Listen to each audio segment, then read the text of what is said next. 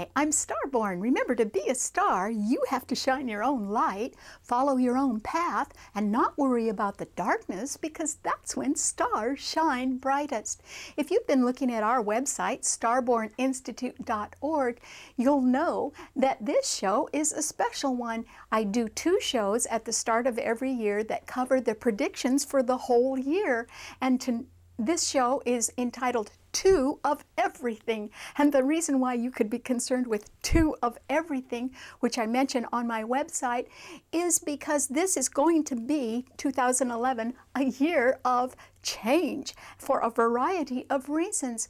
One of the reasons is because there are 7 eclipses between December of 2010 and December of 2011, and 3 of those eclipses are just in the sign of Gemini, and Gemini does rule change. It doesn't rule drastic change, though. It's the traditional ruler of the 3rd house of everyday life, or early childhood education, or your pals and your buddies, or your brothers and your sisters. And Gemini rules all forms, short forms of communication, such as public relations, journalism, and advertising. So this is going to be a year of change and of transition. Geminis are very versatile and adaptable people. The ruler of that sign is Mercury. So all of us are quite capable in 2011 of changing our minds about people or situations. And because there are 3 eclipses in Gemini, and in fact the start of all the eclipses is a total lunar eclipse that occurred on December 21st at 29 degrees of Gemini. And since lunar eclipses deal with the moon opposing the sun, and the moon rules women, this is certainly in 2011 going to be a year when women make a lot of changes. And also because the moon rules our feelings, all of us not only are going to be changing our minds, but our feelings about people and situations. And as long as you are versatile and adaptable, you'll be able perhaps to handle 2 of everything this year. And that is because Gemini rules part-time or temporary efforts. Maybe the way you can move from survival mode, which might be the way you're starting out the year, to success by the end of the year, is simply to transition from one thing to another, or do a part of one thing and a part of something else, so that you can somewhat take baby steps in a direction that gets you out of that survival threat and into a more successful mode by the end of the year. That really is completely possible.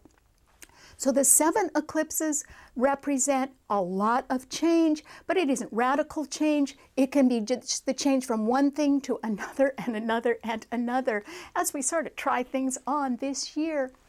The other thing that's happening is that there are 4 planets changing signs.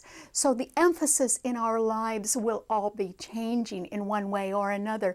Jupiter, the planet of goodness, is changing from Pisces and will be going into Aries on January 23rd. But it will, even though it stays usually in a sign for a year, it'll only be 6 months in the sign of Aries. So make hay while the sun shines, because that will indicate new starts that are possible for everyone this year. So if you get a hint about a new start, don't be afraid to try that out, because you could be successful immediately, and that would be a good idea. Jupiter then moves in the last half of the year into Taurus, a financial sign and an earth sign and the sign of the good provider. Taurus really represents the kind of money you make and what you want to spend your money on, and it rules investments. In fact, it rules the whole New York Stock Exchange. And so some new start, or many new starts that you make this year, could prove to be profitable for you in the second half of the year, and that is how you could end the year with financial success of one sort or another, if you're willing to make changes this year. Another planet that is changing sign is Uranus, the planet of sudden change and of genius. And Uranus rules the whole aviation field and artificial intelligence. It rules electricity and computers, so there can be quite a bit of change in those areas because Uranus will be moving into Aries. It will join Jupiter there in the first half of the year, but Uranus is a slow mover, and it will stay in Aries for 7 years. The fourth planet that's changing signs is Neptune. It is a very creative, dreamy planet, and it will be moving finally into the sign that it rules, Pisces, for a very brief period this year before it retrogrades and goes back into Aquarius. And so you can get the hint of a possible dream coming true this year, and I urge you to follow that up as well. The last thing that indicates a lot of change in 2011 is that there is a rare triple eclipse happening in the summertime. Triple eclipses are 3 eclipses that occur one right after the other every 2 weeks. And so we have one on June 1st, then another on June 15th, and then a third one on July 1st. In years when there is a triple eclipse, which is very rare, we do see that there are so many new starts that they result in immense social change. And so we are looking at having to be adaptable this year, either because you want to start over, you want to start something new, or it can be that world conditions force that upon each one of us, and we have to react to that and perhaps take on extra duties that we wouldn't ordinarily do, but maybe we're all just going to have to be helping each other this year, somewhat the way we did when we were kids in our neighborhood or with our childhood friends. So if you can sort of keep it casual and light and enjoy change this year, you're going to do just fine. All right, what does this year of 2011 mean to all 12 of the sun signs? Well, for you, Aries, this is going to be a year when you're going to be lucky right at the start. And the reason why is that Jupiter is coming into your sun sign, and it's only in a person's sun sign once every 12 years. So for the first half of the year, it will be in your sign, Aries, representing enormous success right at the start of any new beginning that you want to make. Lucky you, Aries. So I'd go after some new starts. You may need to, because the eclipses, 7 of them, simply indicate that everyone will be forced to adapt to change this year. And it can simply be that you may have burned a few bridges and you need to start over, or it can be that business conditions have been in survival mode, and because of that there may have been some downsizing in your life, or perhaps an unsuccessful legal challenge, and that can somewhat force you or motivate you to make a new start this year. I urge you to go ahead and give it a go, Aries, because if you do, you could be financially rewarded for that in the second half of the year when Jupiter moves out of your sign and into Taurus. However, April is going to be a catastrophic month for you, and you really need to get through that first, Aries. And that is because there will be a majority of planets in cardinal signs, and that's what yours is. And in fact, they'll be in your sign, and they will be opposed and squared by other planets, indicating severe change or challenges to you, Aries. That may be why you need to start over too, so good luck. Okay, what does it mean to a Taurus? Well, Taurus, this is simply a year that can be generated by some sort of new start or responsibility that you want to take on right away, because there is a solar eclipse on January 4th at 13 degrees of Capricorn, and that trines your sun, Taurus, which is good for you. Also, Pluto is in Capricorn, and that simply means that there could be increased responsibilities in a corporation or a government agency or under the direction of management. And these increased responsibilities, Taurus, could lead to greater financial security for you, or a new start that rewards you a lot more in the second half of the year, because lucky you, Jupiter is coming into your sign for the last half of 2011. And since your sign is the sign of the good provider and it rules investments, it simply means that you could move this year, Taurus, due to changes that you feel like making or that are requested of you, and you could also have your investments increase in value and really pay off in the second half of the year. So I would consider selling something pretty valuable in the second half of the year, Taurus, because I think you could get a good price for that, and that may help you make changes as well. Okay, what does it mean to a Gemini? Well, Gemini, you're certainly going to be changing this year, and that is because you couldn't escape it if you tried, Gemini. There are 3 eclipses from December of 2010 to December of 2011 in your sign, Gemini. And you love change anyway, which is good, because as we start the year, businesses in particular are in survival mode, and so there can be downsizing, and there can be an emphasis on cost cutting of one sort or another, and that may affect you. But every single time you take on something else, which could be temporary or part-time, you will love it, Gemini. You'll sort of be in your element this year, not because you're seeking change, it may be forced upon you, but as you change and as you see new opportunities in your life, you are going to love that variety, because that's what your sign represents anyway. And you're a born communicator, so you're definitely going to be out communicating with more people this year, Gemini. And that will, in the realm of communication, that will heighten your ability to communicate and talk to people. There is the possibility that you could move. It wouldn't be a big move, though. It might be a move somewhere else in your neighborhood, since that's what your sign rules as well. Or it could be that you decide to go back to school and get more education or training, which is wonderful. In December, there is an eclipse in 2010, and then in the middle of the summer, and then there's another eclipse in December of 2011.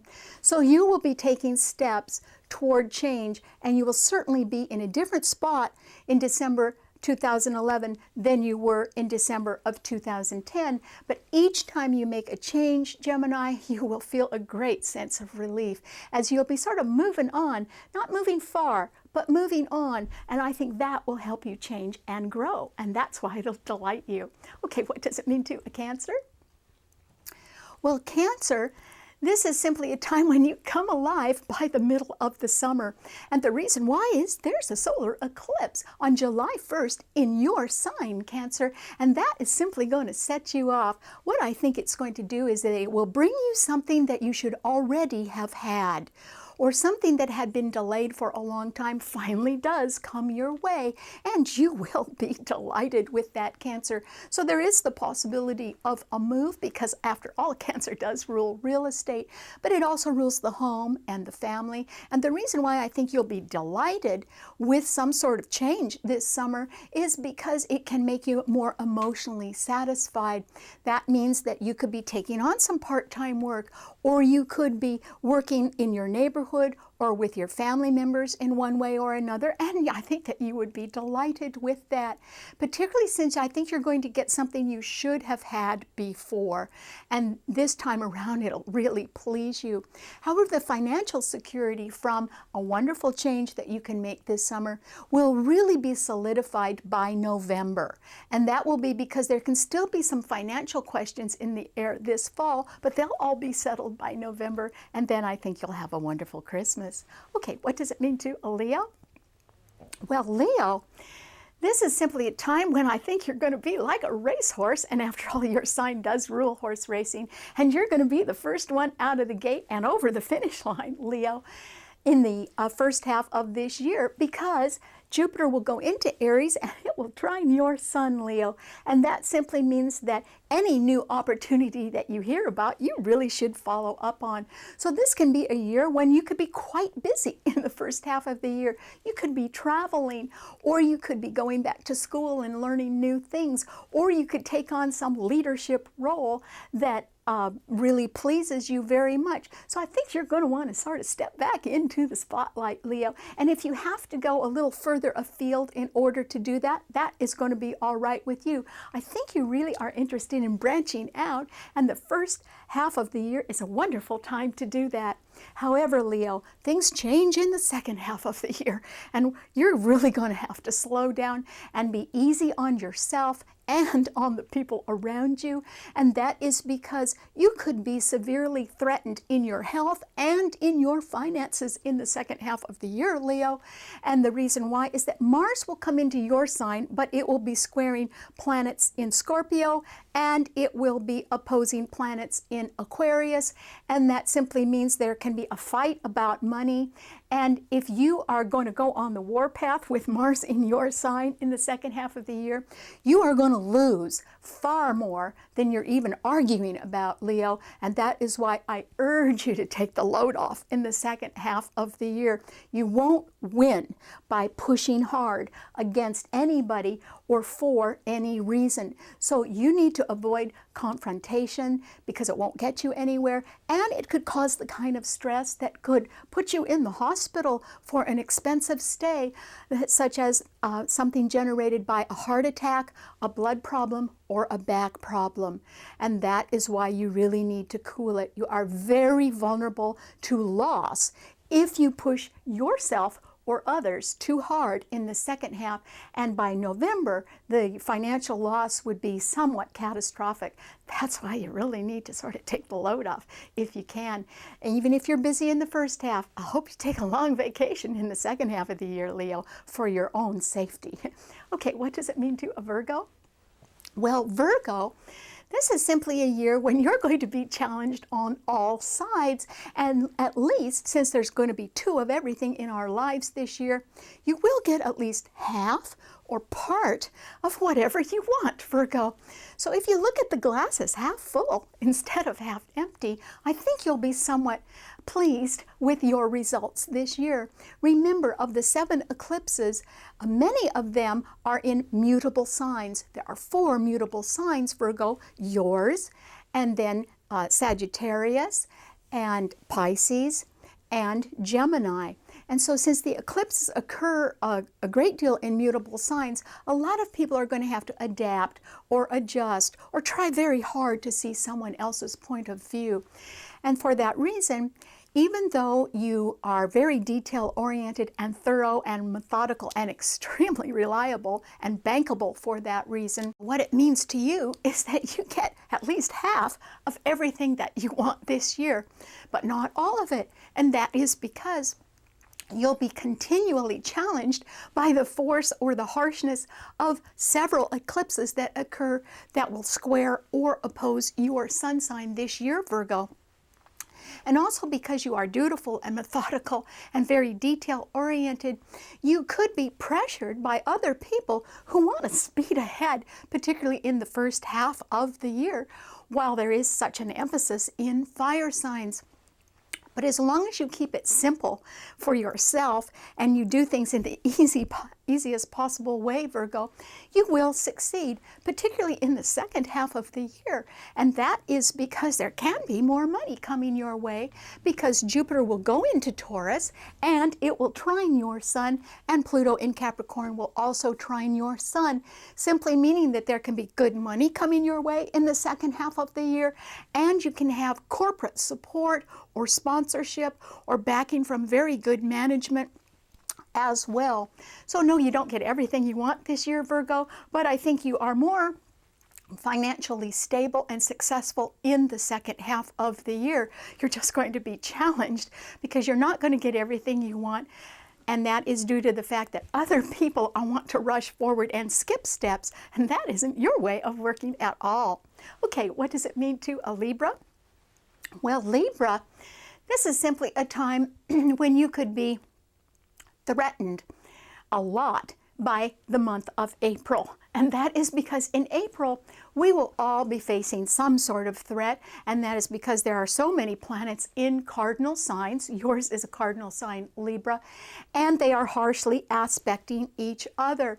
And so since you have the exalted Saturn in your sign, Libra, it simply means that you need to stand your ground, or stand on your reputation and your many years of experience, because in the end, no one will be able to push you around as long as you really believe in yourself. There will be a lot of people that will try to bypass you in one way or another, but do they have the law on their side, Libra? I don't think so. You will have, though. So, and that's why you just need to sort of stand on your reputation this year, and you certainly will be facing some sort of threatening situation in April, and you will have to get through it. But I think that you will get through that. The less you participate, the more successful you will be. You really don't need to get in the middle of other people's fights, Libra. And so if I were you, I would just stand back and try to have the last word, because I think that you're the one that is actually going to end up winning and being successful at the end of the year. And that is because, yes, Saturn is in your sign, even if it is under duress.